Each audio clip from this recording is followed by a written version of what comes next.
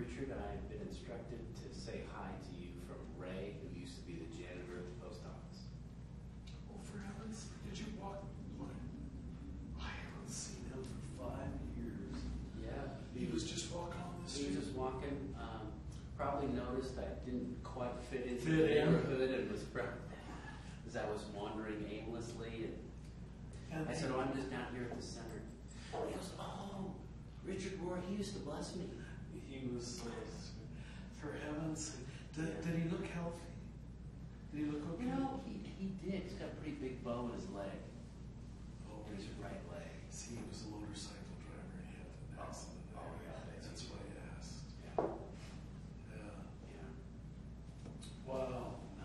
So Well, thank you. anyway, that was kind of fun. I appreciate that. I was kind of greeted with open arms, you know. You're at the center.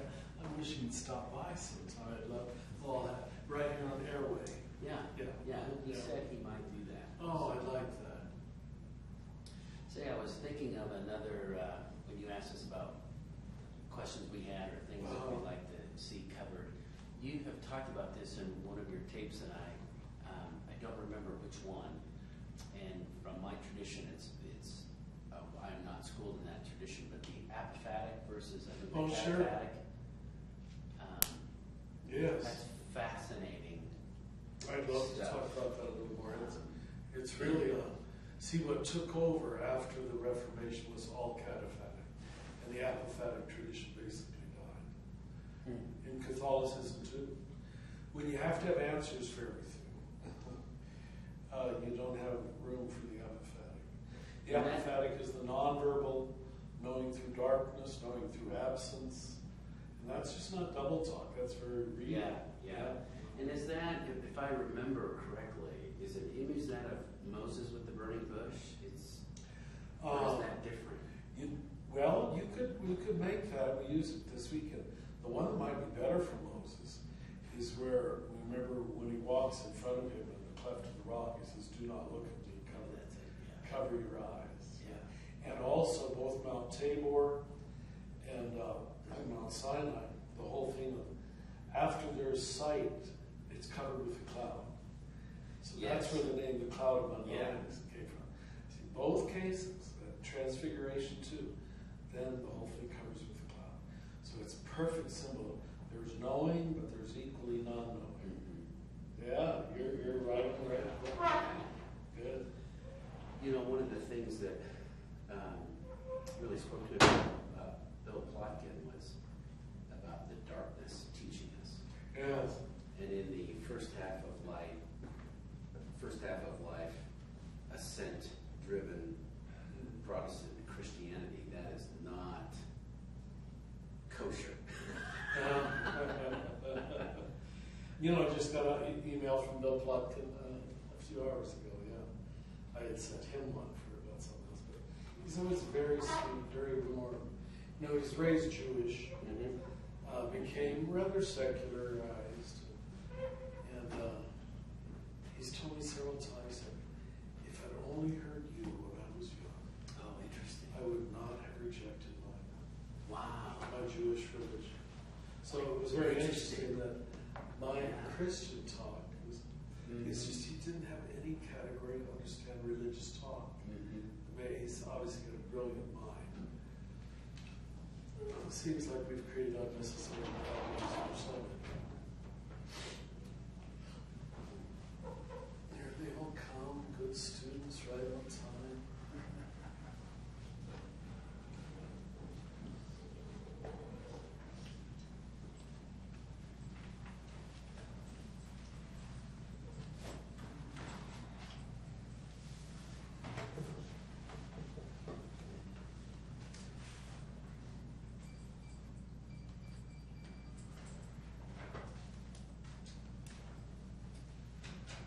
You sit. Yes, you sit. We'll go home later.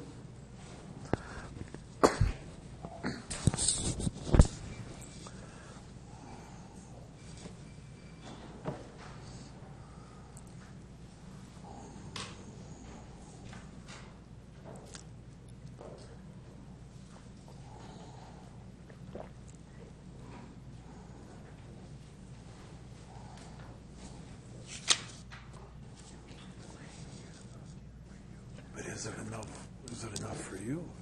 You might kick it up a little bit. That's fine. You go right ahead. Yep. Go right ahead.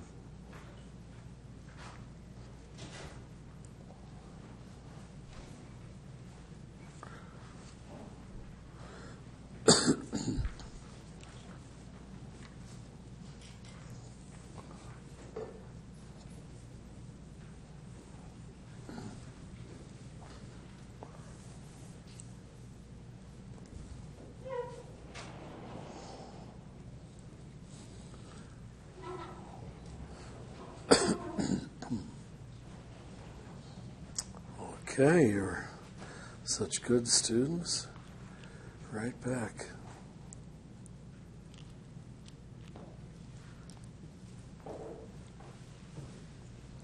Excuse me.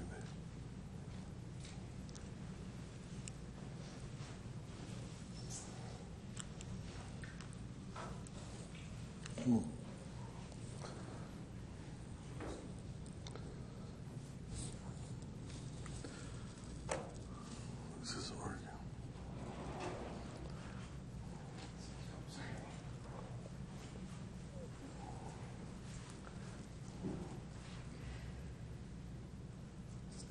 So it needs to be on that side, and then just hit the red one. then you pushed it here. I just held it down there for a little bit. Very good. Okay, thank you. Okay. Great. Now it's on. I'll take care of it, but we're okay. We're fine for now. Oh, we don't need it. Okay, good. All right, welcome back. A few clarifications. Tomorrow you'll do your Zen chores more or less in silence. Obviously, you're not sinning if you say something, but then we'll come back and we'll have another session together. So otherwise, we'll lose the whole afternoon. So at 2:45, it won't be another break. In a way, your trip back and forth, that'll be your break tomorrow. Yeah. Then you and I'll have a session at this time. And then that final session, either Paul or Matt will be with you each day. And they're going to try in each case, they're really quite talented young men, to help you process this in terms of reintegration. What does this mean for real life, pastoral ministry? Where do we go from here?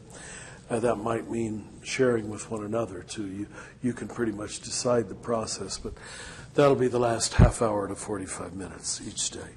I think Paul is going to be with you today. Any feedback or comments on what your little walking meditation? Anything that came to your attention, or any awarenesses, problems that anybody would like to comment on? I've been saying, and I sincerely believe it's true, I think the next century of Christianity is going to be more Trinitarian, first of all. But secondly, and maybe it's because of that, I think it's going to be more practice-based than belief-based. In other words, instead of arguing about what you believe, which usually means so little, it really does. It just creates argumentative people. To give people practices like you just did, and then you either know or don't know something for yourself. And there's nothing really to argue about, you know. There's no Lutheran way to do walking meditation. There's no Methodist way. There's no Lutheran way to run a soup kitchen, I don't think. There's no Episcopalian way to run a soup kitchen. It's just, I don't know why we didn't get that. Now, that was a big part of Franciscanism. Francis emphasized lifestyle, not orthodoxy, verbal orthodoxy. And we're now calling that in our new school an alternative orthodoxy, which is actually what many of you were trained to call orthopraxy. How do you live? And how does how you live teach you? Instead of this obsession with belief system and Sunday morning church services. which we got to be honest at this point, has not yielded an awful lot of, in my opinion, I don't mean to be cynical, but what has Western Christianity done for Western civilization? I think it's done some very good things. But considering the amount of time and investment and personnel and money, and you could say that it's got a lot to be accountable for. But anyway, anything at all that anybody would like to process? Yes, Jenny? In terms of the instructions you gave for that last one, Yes. Which it's might. really helpful for me. Good. I often say to myself, don't think. You said, don't think, just look. Just look. That was helpful because Good. as soon I as I find tell it. myself to not think, that's all I do, which is where I'm It's like don't think of an elephant. Yes. Uh-huh. So looking and observing was really helpful to me, and I was aware that, I paused on a cottonwood at one point to just look, and I was aware of how little I do that in my I know. day-to-day life. We have about 12 old cottonwoods on our property. Mm. I never do that. I just don't. So I laughed. I thought, this experience may help me to make progress in looking instead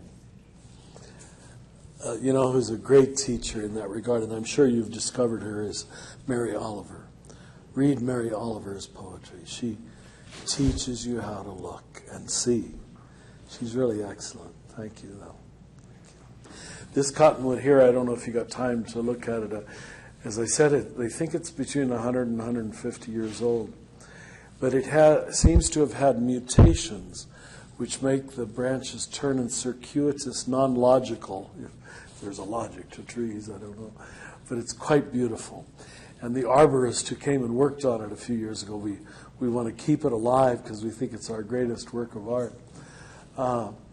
He said, I've worked on New Mexico cottonwoods all my life, and I'd give this one the Miss America prize for beauty. So do stand and get a free view of it. It's quite beautiful. Yeah. And it's just leafed out in the last 3-4 days. Any other reflections at all? Yes, Bobby. You said notice moments of, one of the words was disdain.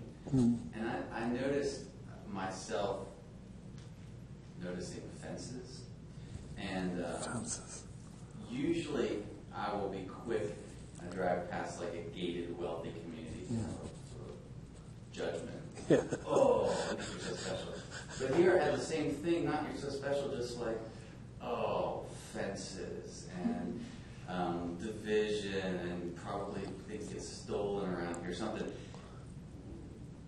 But your comment earlier made me think about the fact that I love the order of my life and I hate that I love that, but my own fence. Mm. I want, I get scared of the overwhelming demand of the church, and so I find ways to build fences. Yeah. And I love it and I hate that. This is, that the word disdain really stuck. Oh, there we go.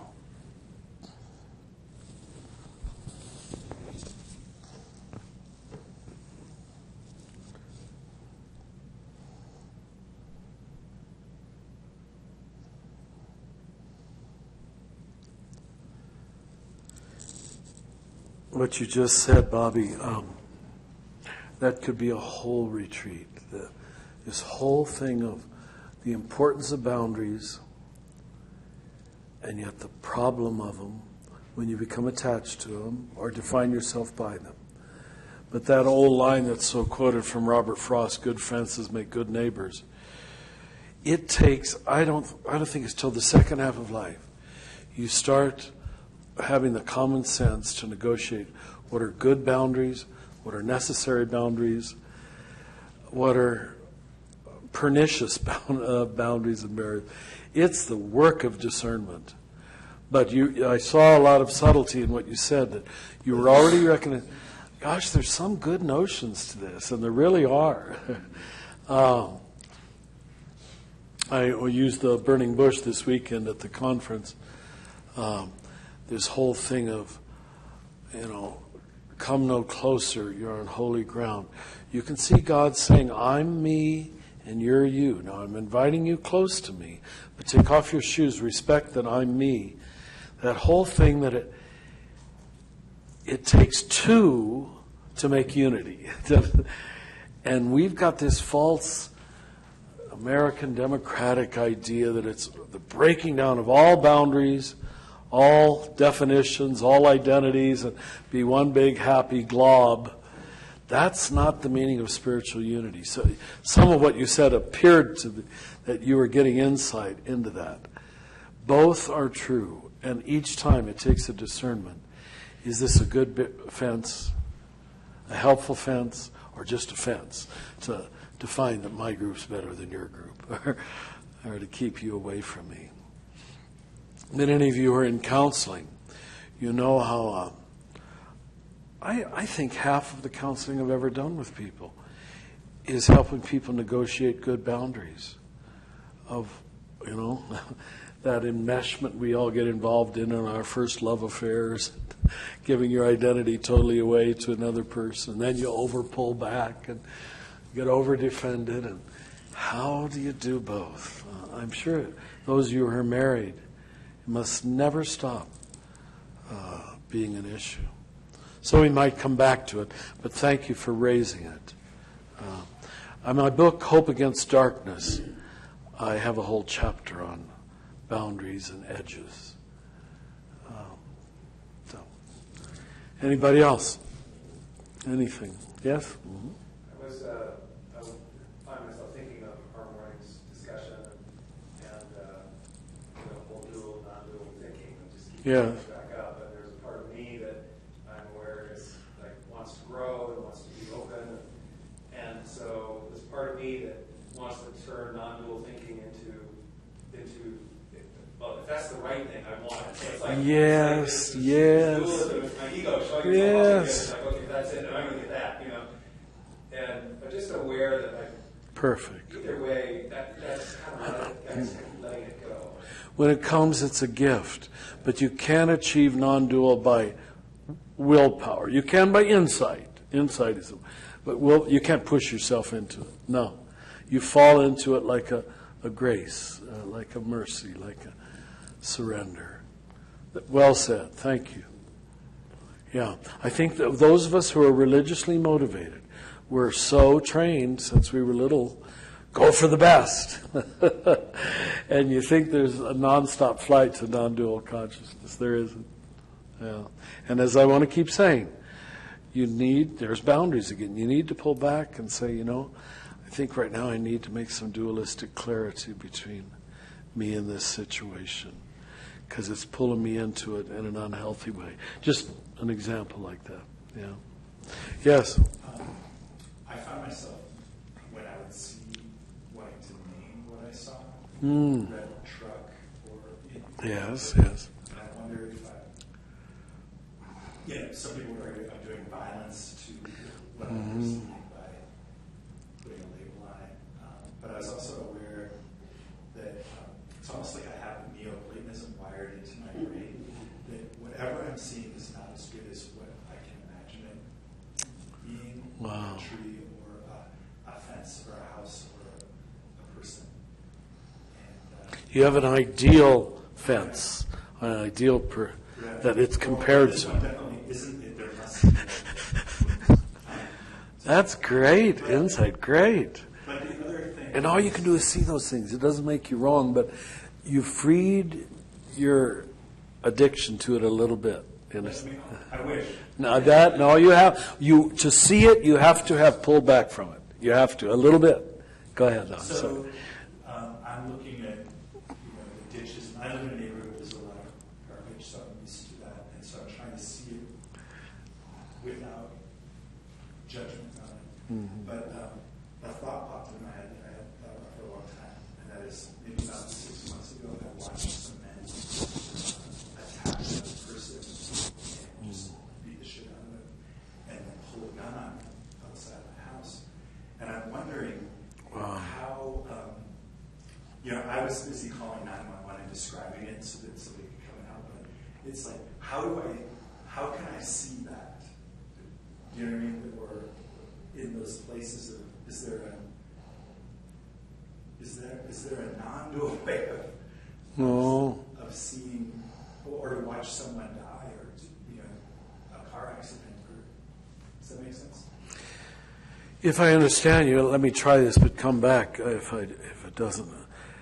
There is a non-dual way of seeing it, which means you still can see the injustice, the evil, the wrongness, which might lead you, I have to act right now. But I bet the thought in your mind would come, I'm sure this guy was abused, was hurt. There's a negativity inside of him that he's got to get out. What gave him that negativity? That you would have that afterthought of compassion for him, I bet. Or afterthought of wonder what his story is. Because there always is a story. Whereas the typical dualistic thinker wouldn't have that afterthought. They wouldn't allow themselves to think there might be a compassionate way to understand why this guy. That doesn't mean you're the bleeding heart liberal that says, no. That's non-dual. It really is. I've got to stop this. This man cannot be allowed to do this. But yet, he's an image of God who's been deeply wounded. It almost makes me wonder if what we end up pragmatically doing is you change the focus of the lens, like to use a metaphor. Yes. But you can't turn off. You can change the focus. It's like reason and consensual, consenting to what is, are both happening. Yeah. No, non-dual consciousness does not eliminate dual. It holds it in a larger frame. Good. Where this is all getting us to clarity. Anybody else?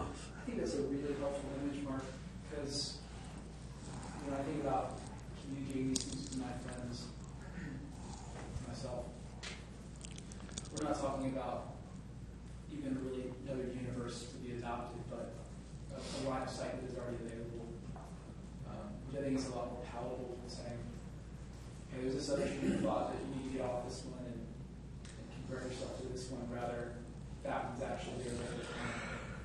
And we have a choice to make about how I'm sure we're going to see that. That just opens up some things. That's good.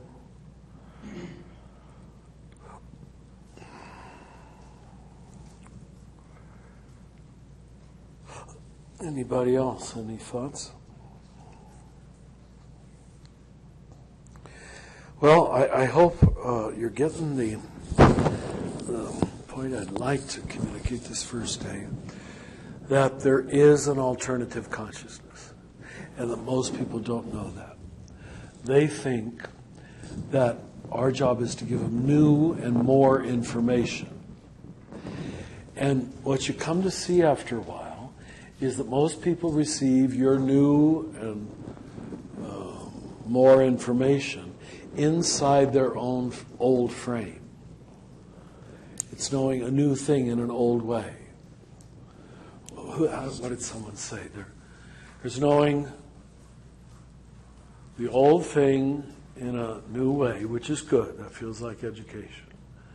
There's knowing the new thing in the old way, which makes us as teachers feel very important. Oh, we gave them a new idea. And so we feel like we accomplished our job. Wasn't that a wonderful sermon I gave this morning? But in fact, it makes very little difference because it was received inside the old consciousness from the person. And I know this is very discouraging. It is for me to recognize that probably most of the sermons I've given have made no difference whatsoever. Even, and this is the real rub, by people who liked it. You understand? Oh, Richard, that was just such a good homily. The thing we want to give her is the new message in the new way, or even the old message with the new eyes or the new way. So everything is about the transformation of consciousness. It really comes down to that. And that's why a couple of those books that were in your recommended reading, or required reading, I guess, for some of you, that Behold the Spirit, there's several of them that make that point so well. And so I wanted you to read them. It seems like such a simple, innocuous idea, but it's the heart of what we're going to be saying all week. Everything's about the transformation of consciousness. And then, honestly, no matter what you do, or how you do it, can bring you to God if you get the transformed consciousness. And we say a grasshopper can convert you, you know. In fact, everything converts you. It's just, you start seeing God all over the place and falling in love with God all over the place.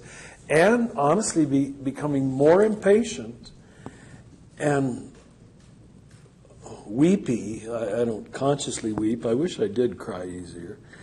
But over just the superficiality of almost everything. You understand? That everybody's walking around and they're not seeing it. I've often said, I think the real sin of the world is superficiality. Is just living on the surface of everything and missing the depth, the meaning, the grandeur, the divine. It's not really the hot sins that keep people from God. It isn't. The hot sins, sometimes you fall right into the arms of God. But what keeps people comfortably from God is just, pop culture and spending every night in front of a meaningless TV show when there's a cosmic event in the sky if you'd go outside every night. That's true. That's what's keeping most people, just living lives of quiet desperation. Who said that? Somebody famous said that. Well, they're not even desperate, though. They're nice. And you almost wish they'd go have an affair or something, and their niceness would fall apart, so there could be some depth of experience. So it ends up making the spiritual journey so different than we thought. We thought avoiding all mistakes and sins would, make us holy and lead us to God. Whereas just the way transgression was put in the very first and second chapters of the Bible, I am convinced that there is necessary transgression is an important part of the journey of enlightenment, of awareness, of mercy. How would you experience mercy or need mercy, which is who God is? How would you need forgiveness or desire forgiveness, which is who God is, if you're always goody two-shoes, No, I'm not encouraging sin. That's not my point. I'm not telling you to go out and sin boldly. But just know it is your falling aparts, whatever they might be, that teach you and lead you and transform you much more than your successes, much more than your doing it right. I mean, really, tell me, what has doing it right ever taught you? Even though I hope you're doing it right, I really do. Now, I'm speaking myself as a one, because a one is obsessed with doing it right. And I did it right most of my life. That's where I got where I was at initially. It served me well in the first half of life. Second half of life was just all love affair with Richard. It wasn't a love affair with God. So it's the counterintuitive, utterly counterintuitive character of the gospel, I believe. And really makes me wonder what percentage of Christianity ever has enjoyed the freedom of the gospel. I don't think it's a majority. And that's not meant to be judgmental. I just feel sorry that they missed out on it, trying to be so perfect and then not being able to be, and then pretending they are because they're a good Methodist. They have to pretend that they are. So your contemplation will teach you things like this, but not from scripture quotes or going to Mass on Sunday if you're Catholic, but from looking and listening and seeing and being honest about what you're seeing and what you're hearing. So when I usually teach contemplation, my starting line has often been, most people do not see things as they are. Most people see things as they are. That's almost the first line. Most people do not see things as they are. And therefore we don't see God in God's vulnerability and mutuality, which is this Trinitarian God. We just create an image from early Sunday school conditioning and live in relationship to that, even when it's damning and condemning and not real anymore. John of the Cross, in effect, is one of the early practitioners of stages, or teachers of stages, as is Teresa. They both would say that approximately every 7 years, I know that sounds too clever, but it's fairly true. It's fairly true. Once I journalized my life, and every 14 years I made a major movement. So it was more 2 times 7. But they gave you the impression that about every 7 years your old God doesn't work anymore. Your old notion, and that's good. But what most religious people do, thinking it's faithfulness, is they hold on to their old image of God. And this is, if you've ever heard John of the Cross's language of nights, we heard about it, the night of the senses, the night of the soul. Each transition is a necessary night. And you've all been there, if you're honest. For 3 months, if you'd be honest, you really haven't prayed. You're just going through the motions. For 3 months, you really don't love God. You're preaching about love of God, but you don't feel it or seek it or enjoy it or need it, or you're not in mutual dance with it, put it that way. Those are hard admissions, and I've had them a lot in my life. Where have I been since January, All I've been doing is working and saying the right things and so forth, whatever it might be. Now, he would say those are necessary nights. And if you know the language of John of the Cross, it was the 16th century Spanish mystic. Catholic, I know, but an absolute spiritual genius. He says, you do not move to the next stage of faith unless you accept first the darkness itself as enlightening. That the darkness is light. It will wean you from your immature notion of God and move your prayer to a whole different level of relationship. I bet those of you who are married, I'm sure your marriage relationships have some similarity to that too, and go through some fighting and some disillusionment and some harsh words between you. And then if you're willing to suffer that and work through it and talk it through with mutual vulnerability, you fall in love again at a deeper level. I don't see any other path. I just don't. I don't think there's a path of just following the law and going to church every Sunday. And damn it, that's what we gave our people the impression would do it. I don't see any evidence of that in the mystics and saints.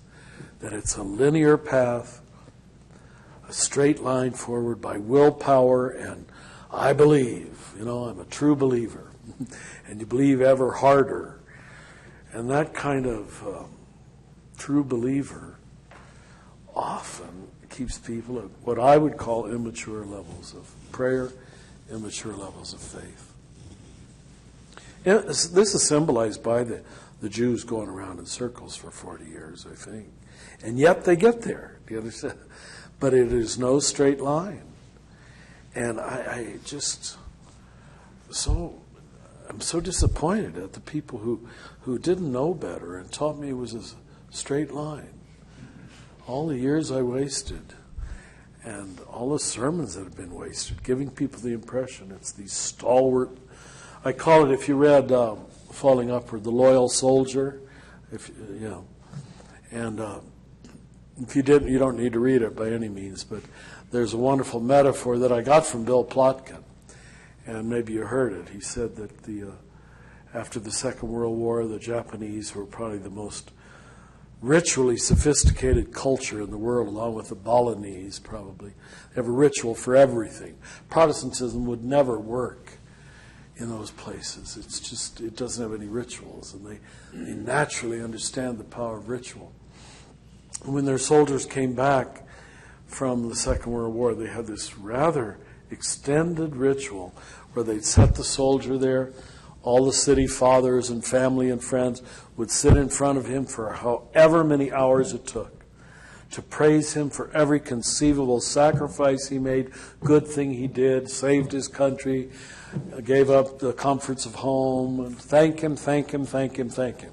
And then the elder would stand up and say, is everybody finished? Have we thanked Joe enough here?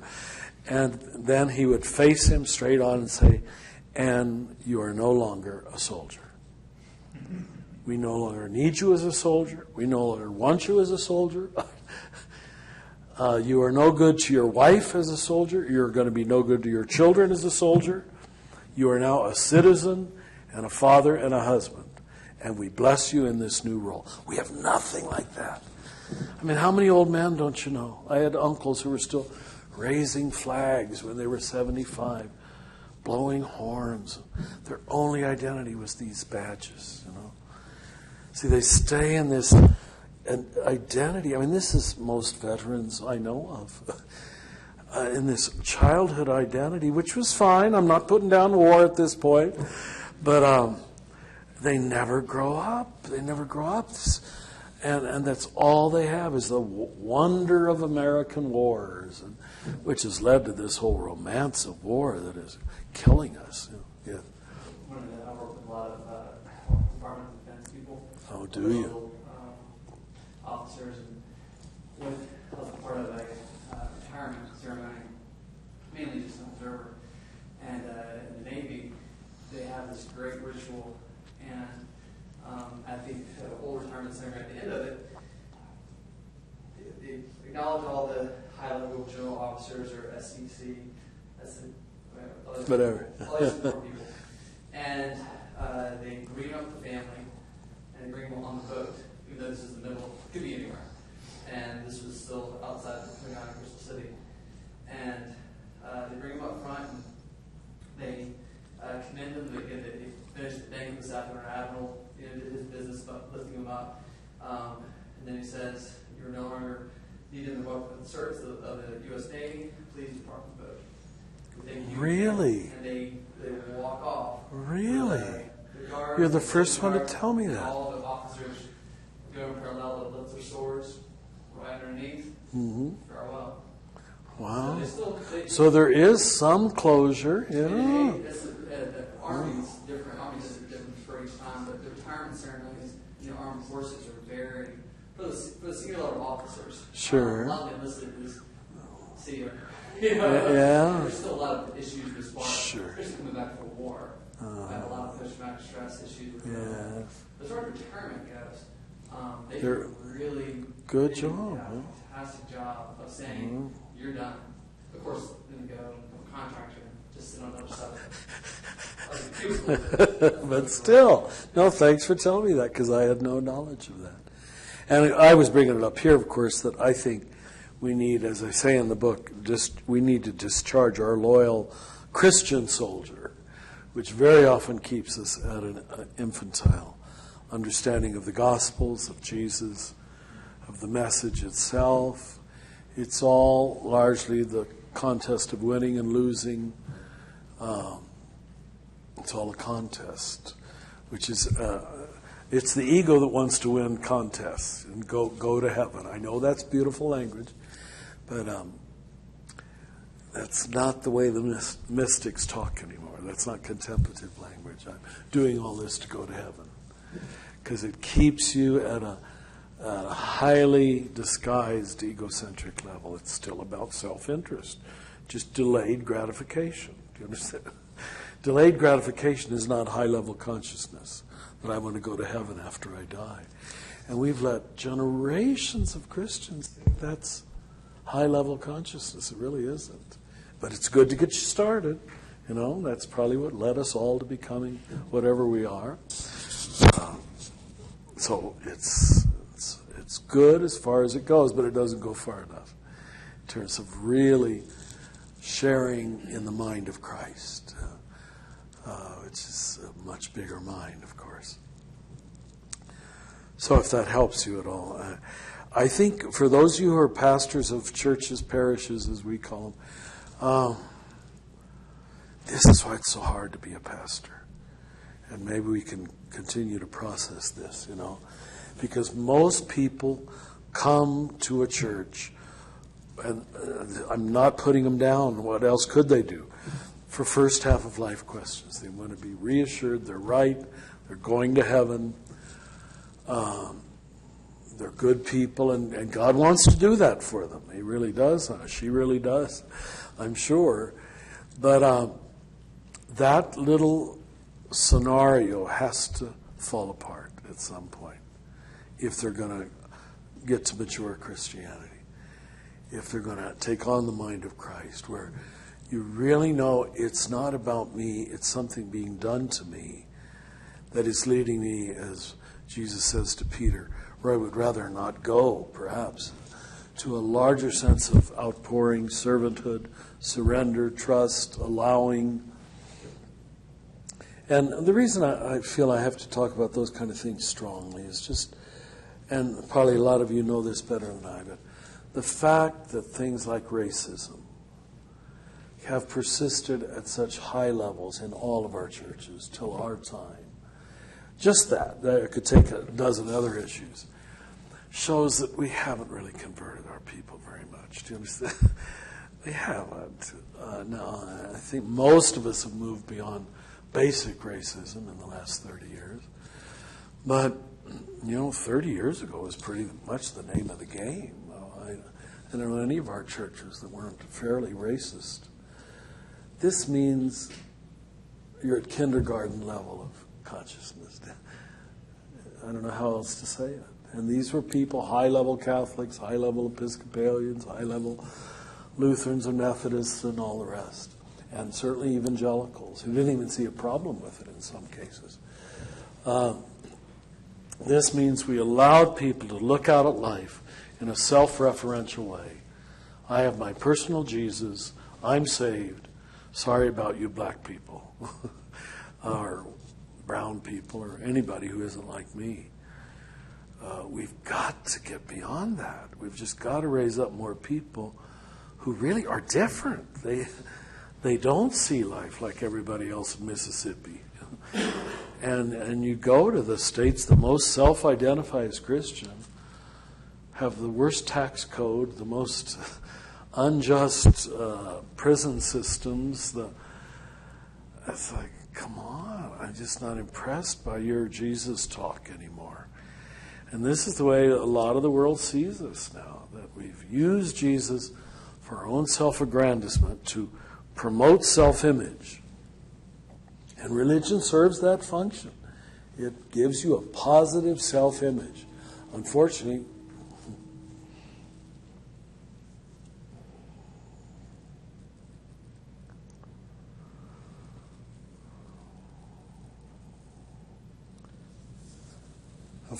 many people it gives you a superior self-image. It gives you the ammunition to deny your negative side, or the part of you that's unloving, the part of you that doesn't care. You don't have to look at that anymore because you made a personal decision for Jesus Christ as your Lord and Savior, to use the recent language. So that's why we're going to keep talking about an alternative consciousness, a way for God to get at our innards and really change us. And change us at the level of our cultural assumptions, our religious assumptions, our personal assumptions. My conviction is that all human beings carry a wound. I don't think you can start with that, which is what we did when we overemphasized original sin. But I think there's blind spots, wounded spots, in every one of us. The longer you work with people, you just find there's no exceptions. What it is of a different character very often, but an area where we've been closed down, where we can't see, where we're very close to hatred or fear, one of them, and where that blinds us. So very often, it's only in our struggle with that wound that we come to the next level of consciousness, or the next level of courage too. And it really is God who leads you to see those things without shame, without fear. And God, I believe, is such a gentleman that those are only raised, you're only ready to see them when you're ready to see them. He doesn't force you when you're 17 to see that. You can't. You don't have enough ego structure. And you usually need some human loves. I hope all of you have at least one lover, partner, friend in your life, spouse, who you know he, she will stick with me. Because usually, unless that divine love, this was our theme on intimacy this weekend, but I deeply believe it, unless that divine love is backed up by one good human set of eyes, one good person who you know isn't going to give up on you, most of us don't have the courage to go to the next stage.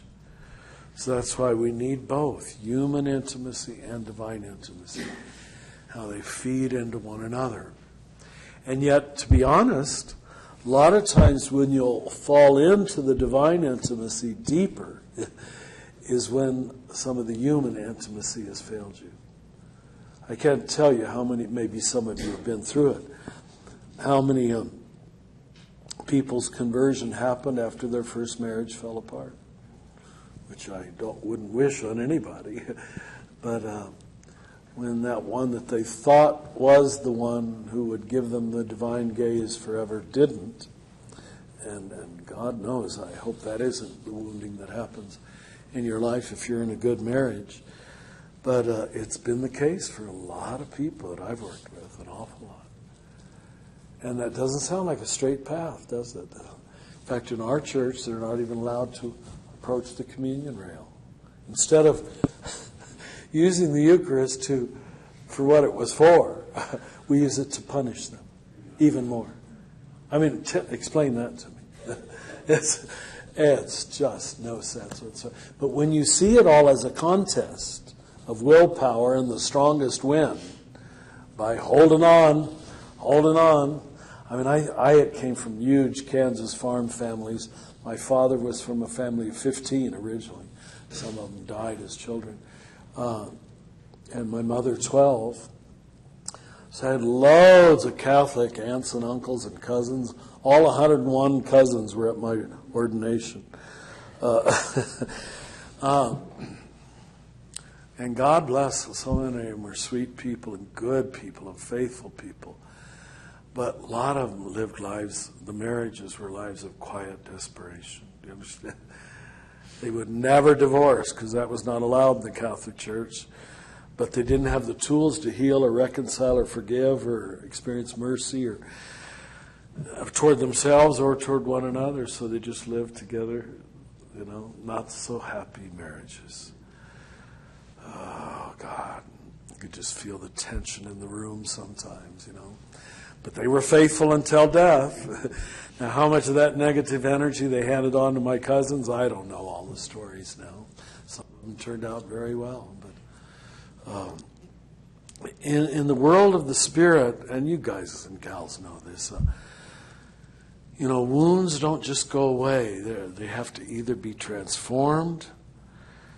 For years, my most quoted line was, if you do not transform your pain, you will transmit it. Period. If you do not transform your pain, you will transmit it. And everything about the human situation tells me you will have pain. You will. And everything is, what are you going to do with that? And those of you who are young fathers I'm sure God, the last thing you want to do is hand on any pain to your little kids. But so many parents have, because they don't know what to do with it, their own hurt, their own disillusionment, with themselves, with life, with God, with their partner, which is their children's mother. They don't know how to transform that. So I see the cauldron of the church as a container for transformation. It's all about what you do with your pain. And if your particular religious denomination or local church isn't giving you the tools, the vocabulary, the space, the freedom, the encouragement to face those things in a gracious way, in a freeing way, I just say it. I don't mean to be unkind, but it's junk religion. I really don't care what your denomination is. It's junk religion if it isn't helping you to know what to do with the woundedness that comes into every human life. And I hope that's what our school can be about here. And I really think it's what faith has the marvelous ability to achieve. So that's why I can't give up on religion. I just can't. It's still, when it gets it right, it does it better than anybody.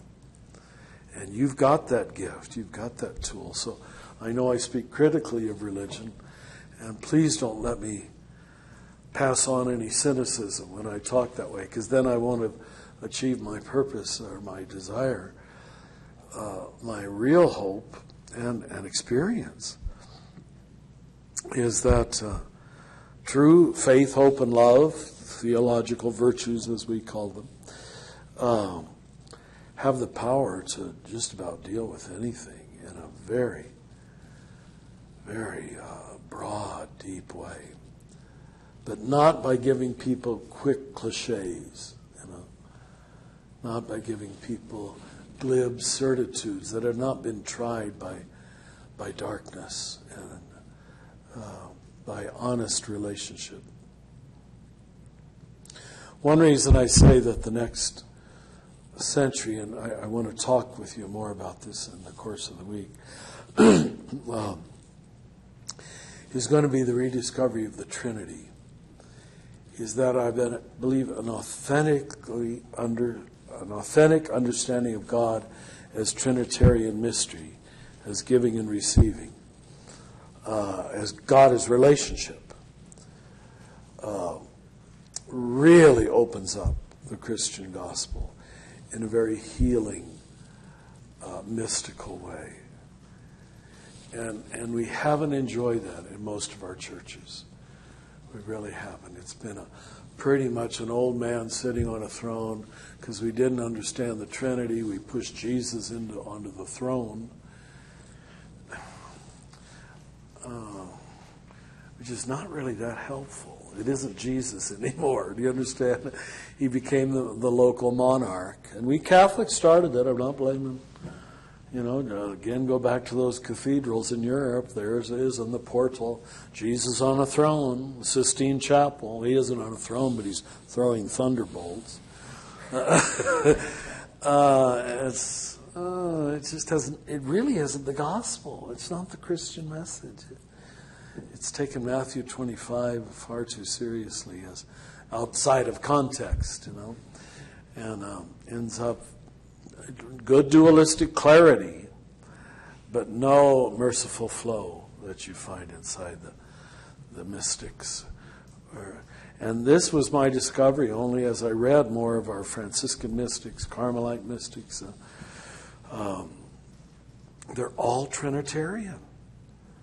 Their God is Trinity, Father, Son, and Holy Spirit. Now I know some don't like those masculine words, but the thing that they did get was that God is relationship, and relationship in one direction, positive. Got it? Always positive, always outpouring, always self-emptying, always overflowing, always given. And without that, what dominates, and I'm talking about so many people have come to me over 43 years as a priest, is those passages that are in the Bible, and you've read them too, where God is pissed off, God is perpetually upset, angry, judgmental, harsh, punitive, imposing the ban on all the Canaanites and killing every man and woman and child in sight. Those punitive images heard in Sunday school class, do you understand, just come out and dominate. That's all I can remember, that God really does a number on people who don't like him. Oh, it takes years to overcome that stuff. It really does. And we can get into good scripture. That's part of our course this week. What do we do with passages like that? A lot of feminists say we just want to, the Bible is unredeemable. There's so many negative, punitive, authoritarian passages in the Bible that just reveal God as this punitive monarch sitting on a throne, pissed off most of the time, who needed a blood sacrifice to even love us. It becomes a very, very difficult world for a lot of people to live in.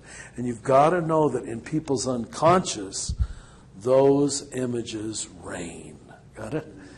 They come back. And on their deathbed, I've been with people at the end, they're just weeping, hoping this isn't true.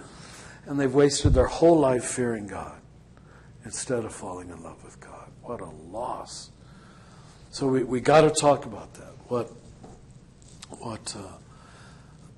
Scripture interpreted at an early level, which is almost always a contest of win and lose, good guys and bad guys, God being upset, and God needing to be placated, assuaged. And so the little boy who was abused by his father, he's just totally programmed to believe that. The little girl who was raped by an uncle or whatever, totally programmed to believe that.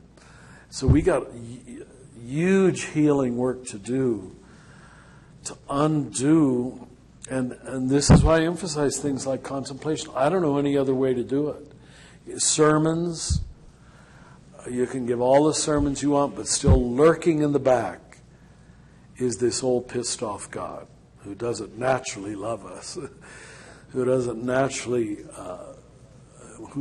in whose image we were not created. And the middle of life has to be the healing of some of those, not some of them, all of them. Or you basically can't live your mature life in loving. I was so glad how many of you asked about divine union this morning. You can't do it. You cannot live in divine union if God is making a list, checking it twice, going to find out who's naughty or nice. And I know some of you have perhaps heard me say this, but after years of spiritual direction and training in spiritual direction, when you start with the normal Catholic, I'll just pick on Catholics, but 90% of their operative God image is Santa Claus, pure and simple. Has nothing to do with the revelation of Jesus, right? Even though they've gone to Mass all their life and use all the Jesus language. And why? Frankly, a lot of them are attracted to Mary. This will help you Protestants understand this a little more. Because they just can't believe a woman would do that. A woman is going to receive me, forgive me, embrace me. I can believe mercy from Mary. But a man? I'm just not sure. So huge healing at that level. But you think about it. And even, I want you to see it in your own prayer life. That as theologically educated as you are in this circle, and that's why I can talk to you honestly, but I'm sure that childhood conditioning lasts in every one of our lives to some degree. Basically, Santa Claus making a list, checking it twice, got to find out who's naughty or nice. And we're just terribly afraid we're naughty. I think that's why some of us became clergy, to try to be nice. Because we were terribly afraid we might be naughty. And we don't want to get coal on Christmas Day, you know. So I'm just throwing out a lot of the big stuff today so we can unpackage it. We still got 4 days ahead of us. But this is no small issue. It really is. You can have all the justification by faith, brilliant, biblical, Pauline, Lutheran theology. But if you had an abusive father like both Hitler and Luther did, that's what dominates. It really is. That's what dominates. And it wins all the time. It's won for too long and too many lives, where they have the correct justification by faith, but underneath is fear of God, not a sense of divine union, not the wedding banquet. Jesus, you count up all of Jesus' images of eternity. I know Matthew 25 is there, and I love Matthew 25 because of my concerns for justice and the poor. I love Matthew 25. But when you take that as the only image of eternal life, I want you, if you're going to do a good doctoral thesis, you count up how many times it talks about the wedding banquet, the bride and the bridegroom, how Jesus calls himself even the bridegroom. It's 10 to 1. 10 to 1, wedding banquet language. That this is Jesus' image of eternal life. Much more, maybe 20 to 1. If we'd count them all, I really should do that, so I should count them. It's overwhelming, but the wedding banquet never won out. For some reason, the ego, I don't know why, the ego is more attracted to contest things. Thank you so much for coming today. Have a safe trip home. God bless you. It was a delight to have you. Good night. Things that are framed in terms of a contest, that appeals to the ego. And since most of us are now men in this room with one lone courageous woman, it especially appeals to men. I'm convinced of that. You just frame anything in terms of two teams, and I'm in. The men are there. They just love it. Good guys, bad guys. Now, I'm not trying to over-sociologize the Christian history, but it is a feature. With men being the preachers, almost in the entirety. Until, 30 years ago, when you women were allowed to begin to enter pulpits? 30 years after 2,000 years. We like to frame the gospel in terms of a contest. And they can tell you, people, level 3, level 2, level 1, everything is tribal and winning and losing. So we read the whole New Testament in terms of winning and losing. Of course, we were on the right tribe, even though we were inside of it with a lot of fear and not always sure we really loved God. But we wanted to love God. We did. We wanted to love God, but we didn't know how to. How do you love a monarch on a throne throwing thunderbolts? You do know, since I said that, which was a little overstatement, forgive me, the Latin word for God, Deus, D-E-U-S, is directly from the Greek word Zeus. Right? And I often say, I don't think we progressed much beyond Zeus. This was not Jesus, meek and humble of heart, giving you rest for your souls. Come, draw near me. You have nothing to be afraid of. I mean, I have no trouble with Jesus. I just don't. Jesus is as good as it gets. But you've got to know people's operative image was much more Zeus. Got it? Deus. Dios in Latin, in Spanish.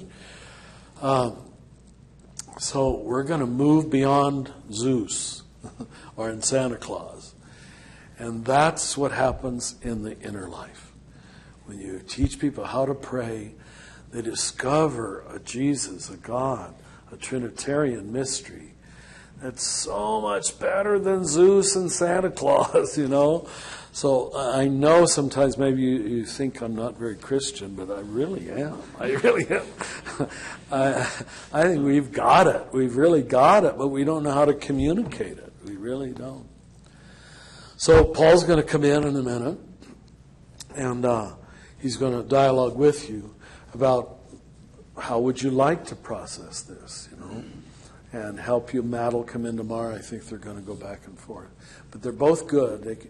You can trust them as process people to take what we've talked about, and maybe you'd like to do that in journalizing for a while, maybe 2, maybe 3, maybe 4, maybe a whole group of sharing, and it might be different each day. But I know, my strength is also my weakness, which is, God made it too easy for me to talk.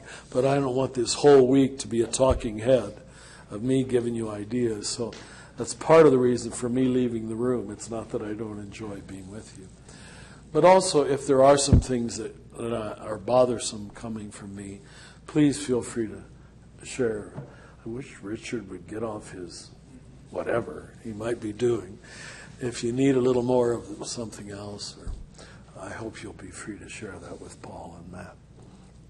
I can feel my voice getting a little hoarse, so I know that's God telling me to stop talking. But I have personally very much enjoyed this day because I feel I can talk to peers, to people you can come in, Paul, who are not going to be shocked by some of the things I say.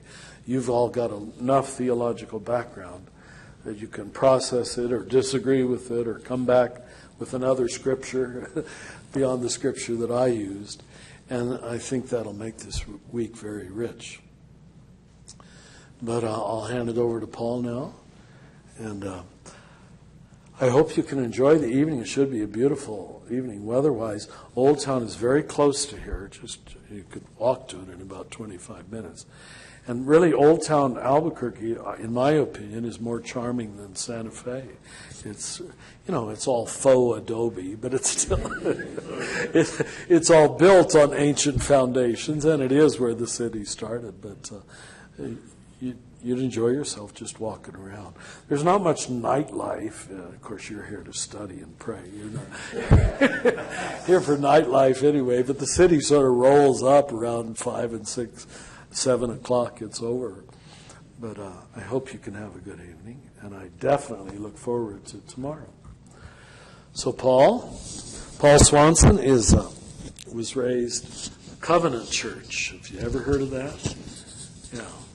And he's Swedish, from Minnesota, so he's very nice. Minnesota nice. And I put you in his hands. Okay, Lord. Read you well. Do you want to use this, Paul, or we maybe don't need to, huh? I think I'll just use it for, not for recording them, but just for asking my questions. Oh, okay. There you go. Okay. Great. Thanks, Richard. Sure. Thank you. I thought that before we begin processing, that we would just do a 2-minute sit. Am I in your way, Richard? Are you leaving? Yeah. Okay. We do a 1-minute stretch before. Let's do a 1-minute stretch and then 2 minutes sit. Yeah, definitely. Yeah. Stretch it out. Yes.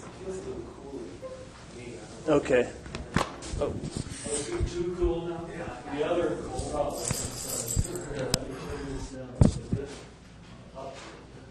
Yeah, it's down to 68.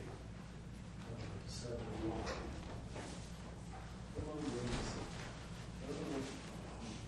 Have a great evening. Thank you. Looking forward to tomorrow already.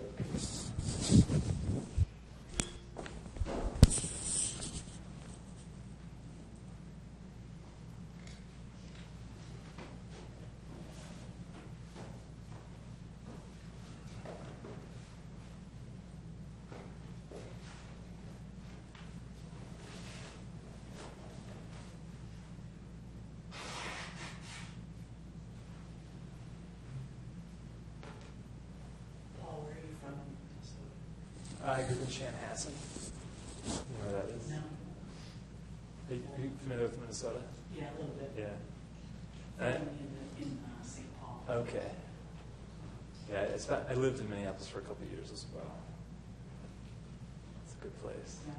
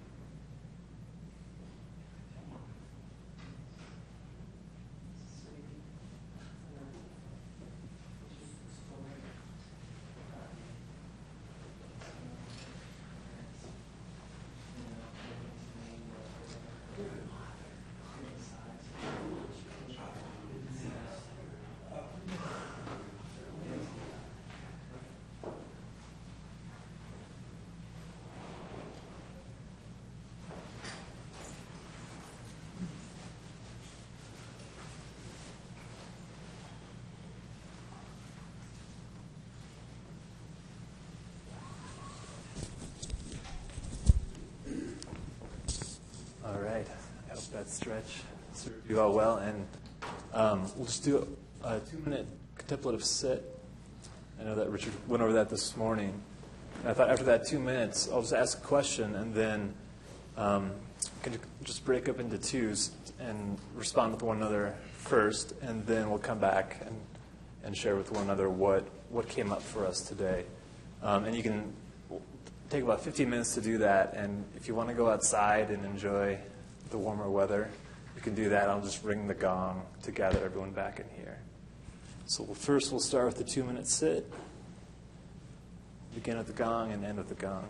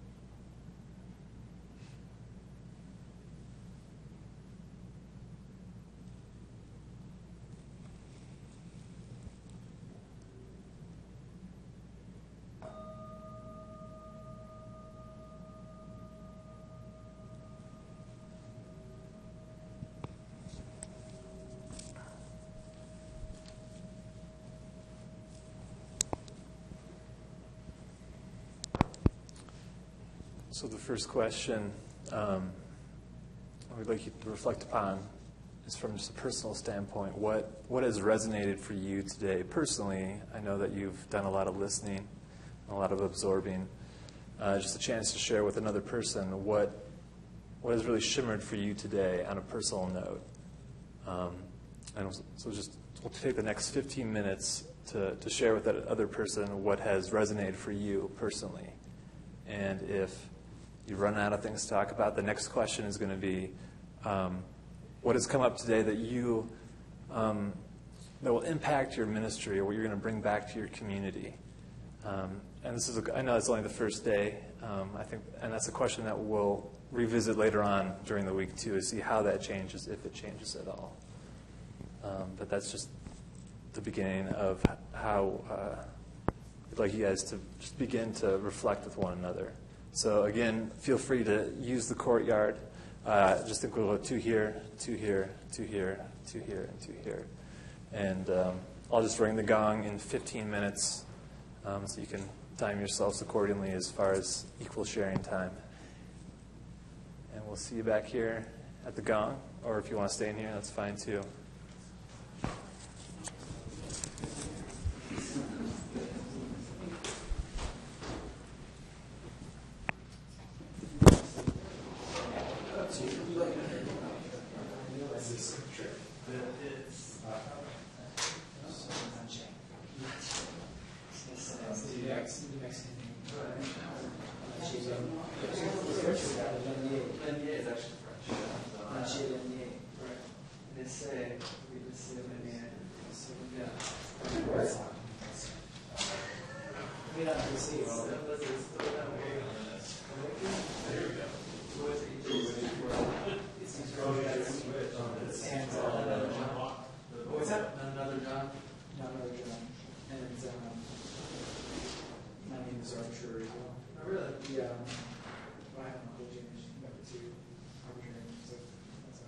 Thankfully, it was names that people had heard of before. Yes. I'm sure it would be nice to get away from it. Oh man, it's talking about like looking and saying how music's rich. That's what I mean. I instantly know when someone cares. What do you mean? Like if hey, what's your name? Oh, if they care, if they're actually interested at all, there's no way you get it on the first. Even though it's 4 letters, you cannot get it. You have no reference. No one's ever heard that name. So if someone's just saying it just to say it, just to be kind, which is fine. It'll just move along. But if I know someone's actually interested for whatever reason, they always stop. And go, how do you see that? That's a great way to reframe that, because I would feel like maybe we're getting just in having the redundancy. I'll run past that. Yeah. Because it was really annoying. Yeah. But yeah, it's. I think that's one of the biggest challenges for me in contemplation is my desire and innate through my whole life, just trying to take in, to take data, I interpret it, I analyze it, and then I put it back out. As a teacher? Yeah, the teacher, counselor, so what's your issue? You see your issue, you get it out there, and you go back to your board, it's just reflective, whatever.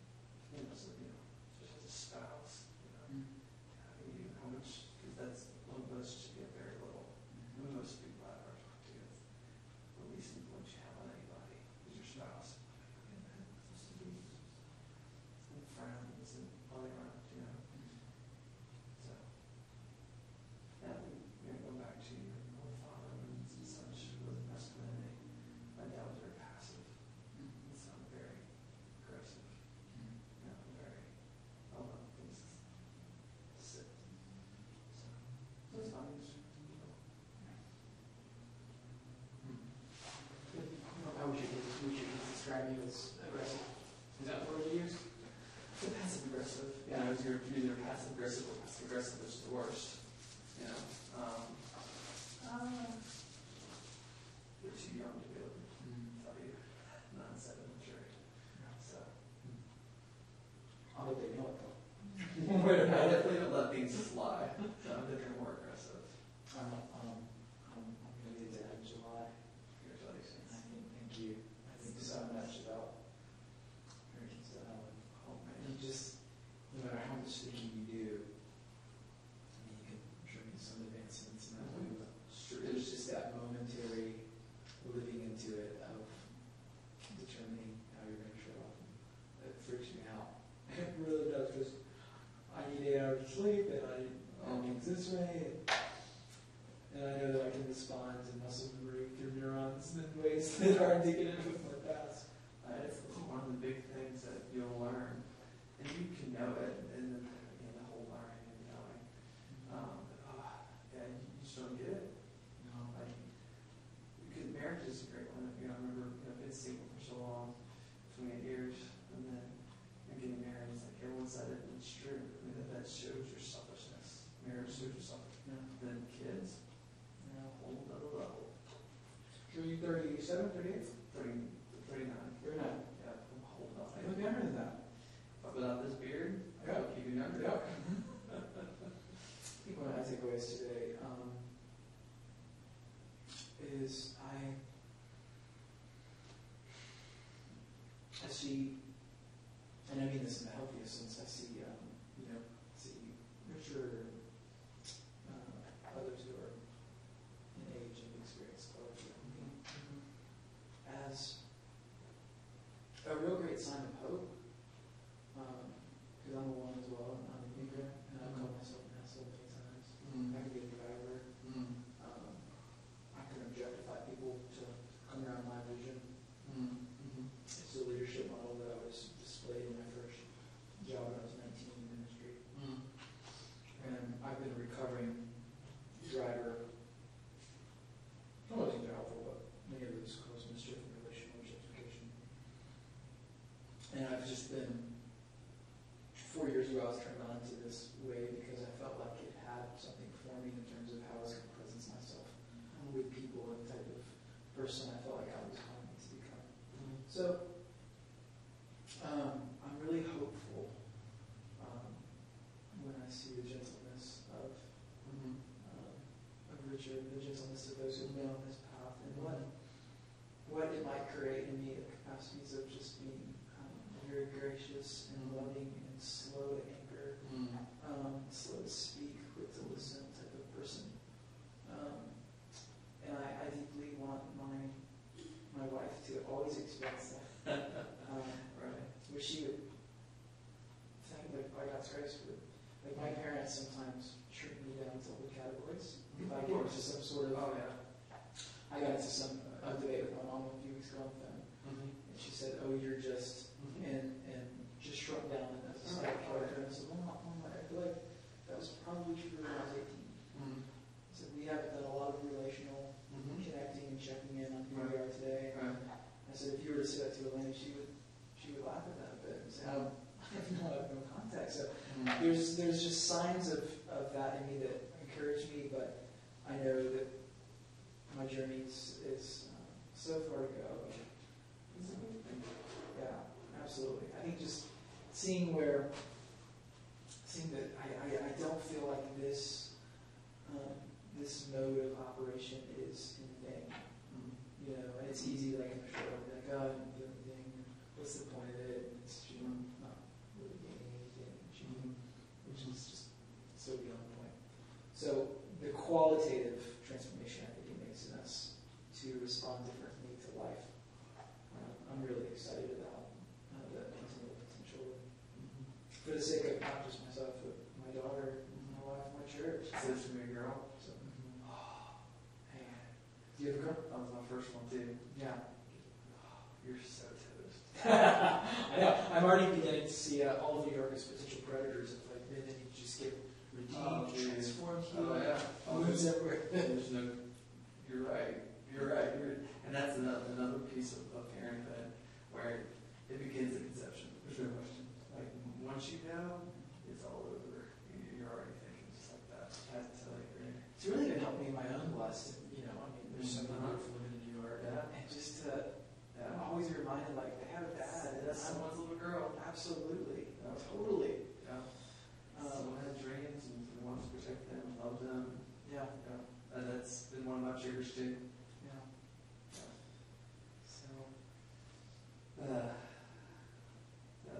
It's one of the things that attracted me years ago was reading the Celebration of Disciplines. You read that? Yeah. You did. He began the book by saying that the world needs not smarter people, actually needs deeper people.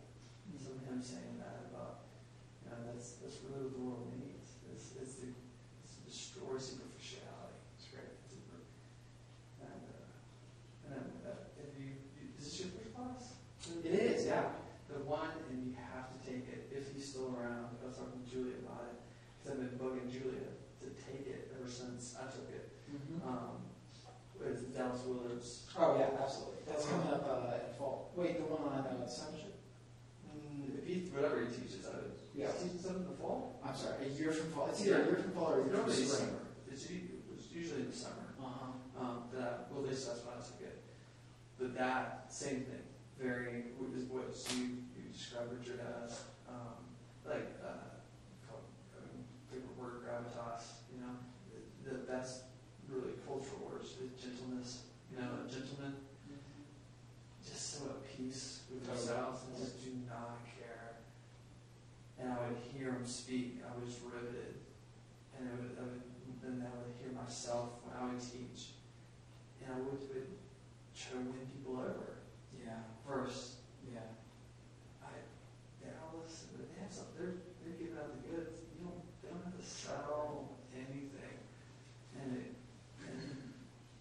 that to be that person, to be that vessel, is definitely worthy. I believe. It's a lifelong quest. I had lunch with him a couple years ago. We were at a conference in D.C., as a matter of fact. And he wore the same clothes every day. Really? Which was so, maybe he forgot his literature was misplaced. But it was such a subversion to the costumes we wear as teachers. And just how we want to be perceived. There's so much more like LA fashion centric. Yeah, in the general thing in DC, it's all about the power suit. It's all about form and function, and so neither necessarily good. So yes, the scene is. We were out to lunch and I said, "Is it doing much teaching right now in churches?" And he said to me, "No." He said, and he meant this in the best way. He said, "I find that people don't come to church to learn. Right. They come to church to be encouraged." Right. And That's true. he's a philosopher and trying to drive him crazy. Oh yeah. Well, we'll go back to this to go. It's the way it is.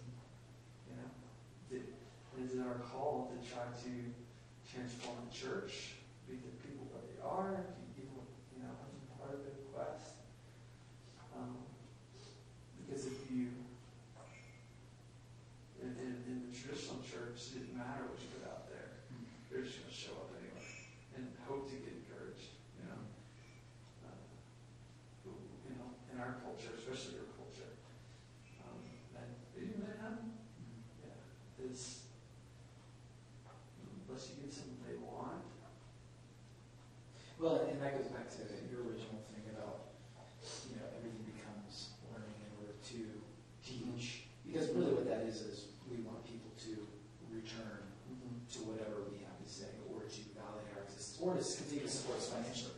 So, that's all tethered to what's underneath that, and I feel like, we're basically, often we embrace the viewpoint that we're as successful as our last message was good.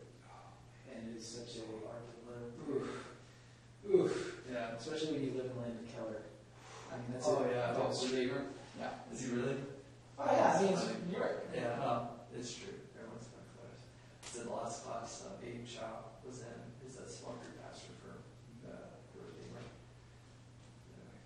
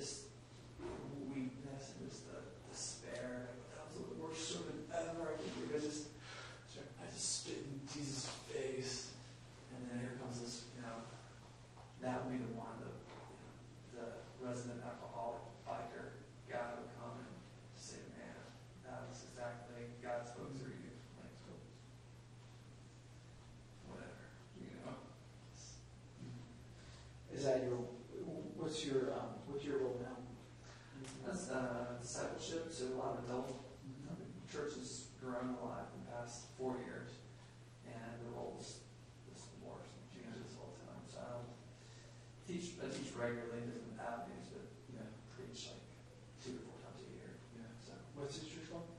Burke Community Church. Burke. Yeah.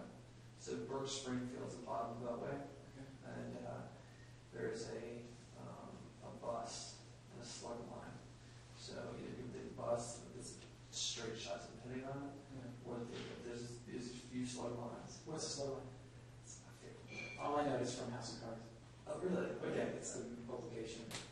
One of the girls was. Yeah, a slug line is where you go to a commuter line, and if you're driving, if you want to drive, you just go up and get in, and there's a line, and you just pick up 3 slugs, and they get in your car, and that way you get on HOV lane, and you go to DJ. And the unwritten rules are the driver can play whatever music they want, you can't touch it, and you don't put anybody. You're literally just no talking. You're a slug, and you slug in. Because you need rides in the city and they need someone carpooling? And you can do people go either way. Like if they gotta drive, then they'll drive. A lot of people just slug.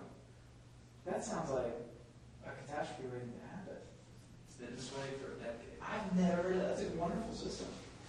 It is. There's slug, but that's part of the popularity of. Where do they pick them up? Or they commute a lot. Okay. And they seriously built these parking lots that you park in. And this is the same as buses as well, but with combat, the steady stream. It is bold. So, yeah. But teaching these guys, I mean, it's interesting because I was 32 and I left the senior pastor role of all from 40. I really was. It was get to 350. I was like, ooh, preacher. We're pretty good, like, it was awesome. To associates, like, ooh, I didn't think that'd be as hard as it was. But that thing is, the median age, in the mid-40s. I'm not listening to 32. I was like, why are you not coming, why not? And they still taught us, so. But now, part of that, Richard in Dallas, for instance, you just need time. And we're a generation that values that at all. Yeah. But the little girl's gonna morph you, man. And for good or evil, she's gonna change you. It's the best, man. Little girl.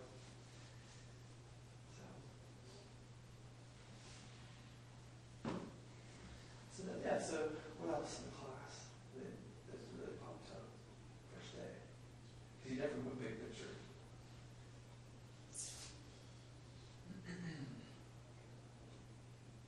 Nothing shocking. I mean, I've been reading this stuff for the last 4 years. I mean, I had so many quotes that I wrote down and started categorizing under different headings. It's like, this is priceless. No major, ahas in terms of, especially if you actually read the reading requirements. It's pretty fun. Yeah. What's your background? Denomination background? I was raised Southern Baptist. There you go. Represent. Yeah, Good thing. and then I did 2 masters in Reformed Oh, really? theology. Okay.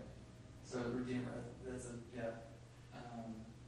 But I practiced at that time in my denomination church. Before my church wasn't, then I planted a non-denomination church in LA. And then I went on staff at PCA church, and I was like, How old are you? I'm 20. No, I'm not 20. Wow, 31. So How long were you at those places? between 2 and 5 years. Okay. I started really young as well. And then now our church is kind of trans-denominational. So, a bit of a mutt. Very good.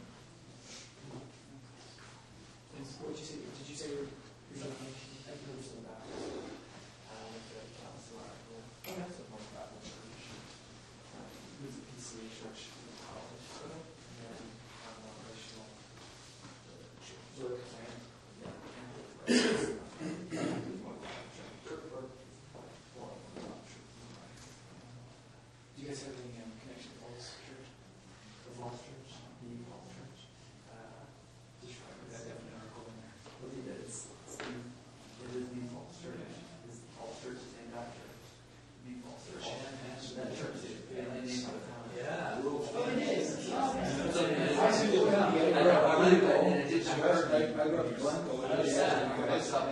And served in Mankato for 20 years. And all that shit. My dad grew up in Hector. So behind Glencoe. We have some people in our church.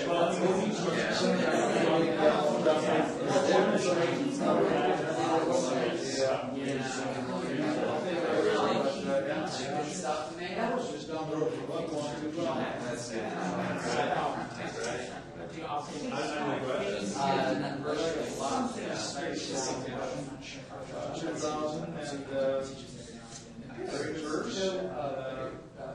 Good place to ministry. Sure. Transformational ministry. Mayo and IBM are two main employers, and the two questions they ask are what's wrong, how can we fix it? Which is very different than virtually everyone else that's serving. Not going to change all you have to. But as you raise up the issue here, maybe it's all dying. So we need good. How can we do here? I mean, they just start, the juices really taking this idea of recantation.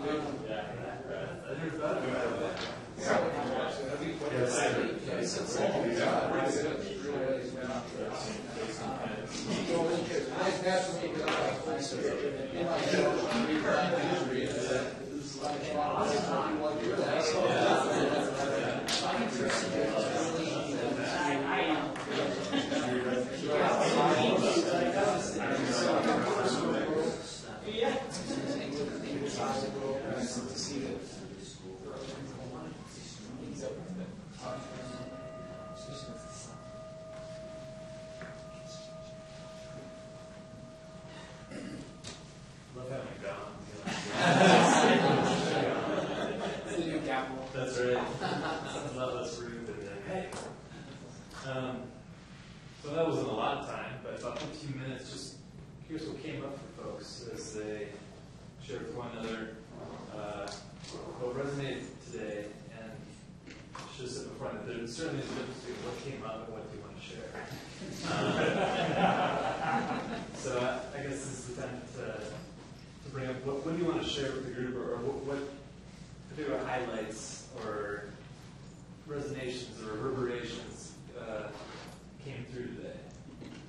And I think if you want to share personally, or you want to share what you hope to bring back to your ministry at home, hopefully whatever direction you want to take it. I know we only have about 10 minutes, so we want to run out of time to know how important off time is as well.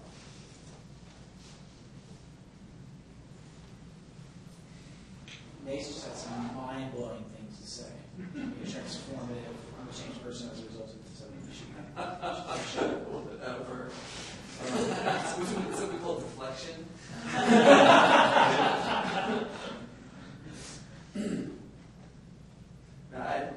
Some of the things just the truth when you just see instead of to decipher, to be in the moment, to trust God instead of trusting myself and how I'm going to figure out what I'm going to say, how I'm going to say it, how I can help this class by what I'm going to say. You know what I mean? It's a lot of how I think and how I'm trained to think, and what I'm in my role as a husband, as a father, as a pastor. That's what's expected, and kind of what you're supposed to be good at. So trying to build it, trying to receive the depth of the Lord, of Christ, of His ultimate reality, that divine union. That's what I want, and then from there to truly trust God and whatever, because bottom line, that's what He does is what matters. Not what I have to give. So that He's given through me.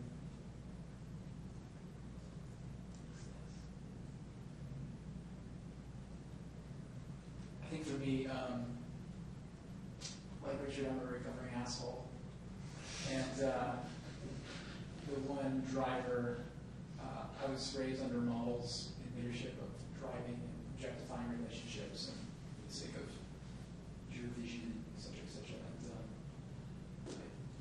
there's obviously it's a two-edged sword, so there's some things that are helpful as well. So on pain, won't cover that.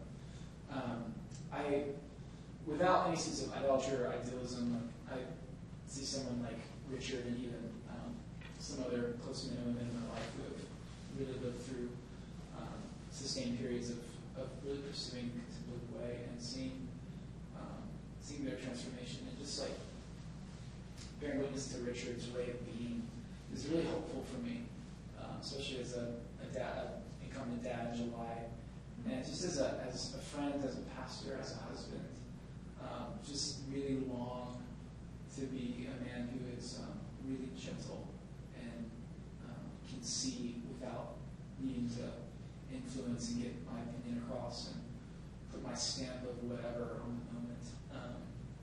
So I think today, just broad picture, is a day of real hope.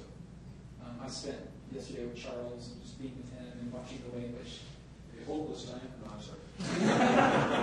watching the way in which even his gentleness is just so evident, and even his trajectory is starting us probably somewhere around Nassau or somewhere there.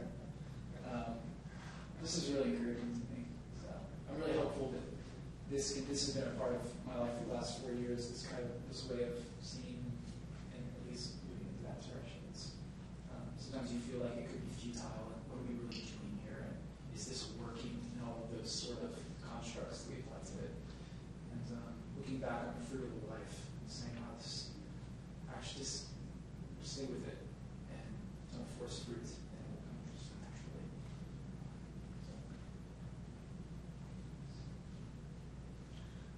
Lately, for me, ministry's been more about holding on to the questions and having answers. If I hold on to the questions long enough, something usually. So for me, the resonance are two questions: my own egocentricity, and hang on to that, and then if practice in the 21st century is any more important than our belief system, that's a major shift for Lutherans who, have a philosophical system much more than so I'm holding two questions right now. Just, what does that shift mean for the organized church, and what does my own egocentricity mean for my own spiritual life?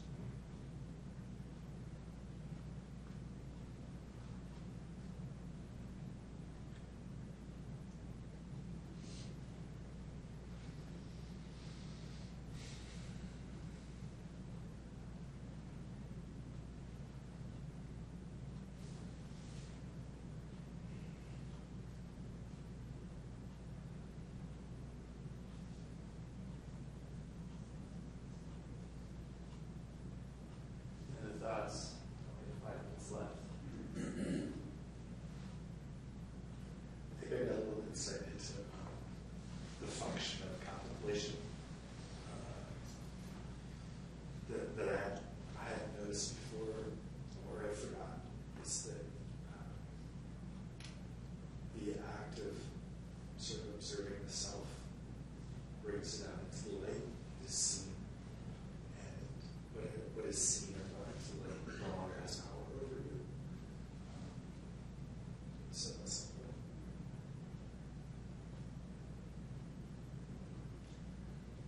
Wrestling with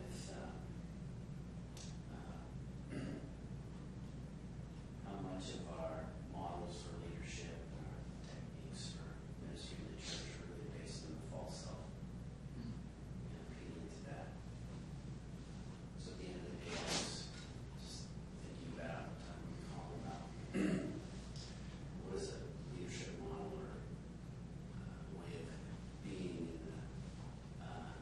the church, or organizing a church around the true self, or the alternative consciousness, and what that would look like. Especially for our church, we're kind of a 50-year-old new church development, if that makes sense.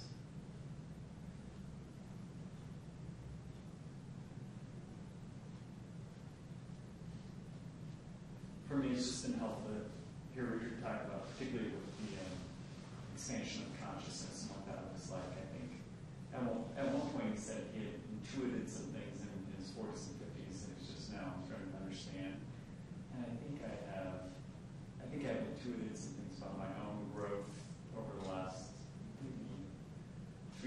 years that I'm just starting to realize, okay, that's what it would look like. And part of that is, how do I expand my consciousness so that I know the God where I'm supposed to be? But I'm still kind of right in the middle of that. But that was really helpful to hear him say, okay, you can have the intuition that only later you get to live into.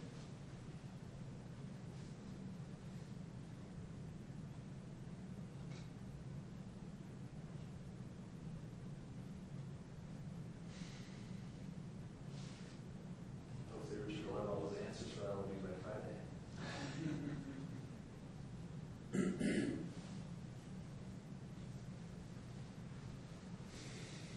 Any thoughts?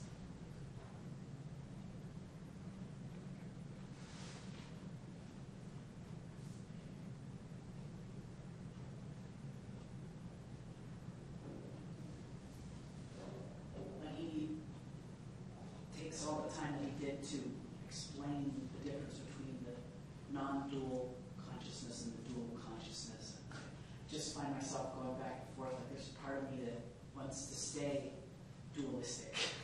Like I still find some pleasure or something in competing and in getting it right or thinking I get it right. And so I have this battle inside because I'm so drawn to him and others and their contemplative way.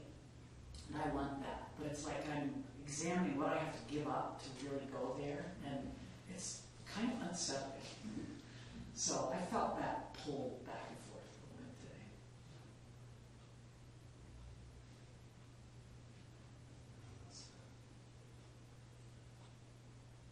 bit today. Same boundaries. There's some boundaries. That's not as easy as not that made it seem easy.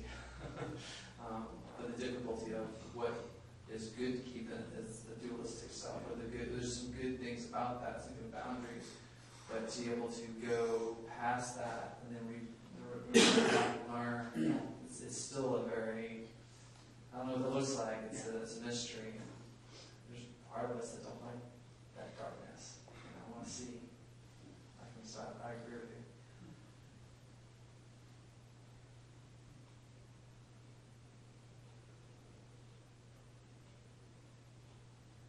For all its content, a more restful day than I thought it might be, actually. I'm not feeling stressed, I'm sure much of that is him too.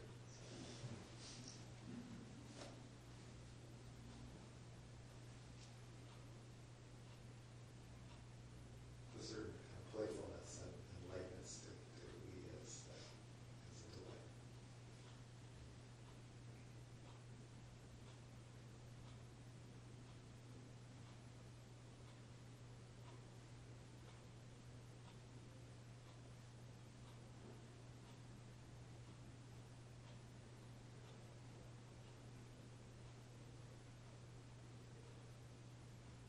Although this whole day has been prayer, we could end in a verbal prayer here. Just so grateful for the work that you all do in the world, and that you're willing to come and have Richard be your teacher for 5 days. Continue on your own path and ministry. We're just so excited that we can support that. We can support Richard supporting that. Thank you for your presence here and for your willingness to share with one another and with a stranger like me. It is always humbling and an honor to be witness to that. So God, I give thanks for these new friends and for the ways that you are moving in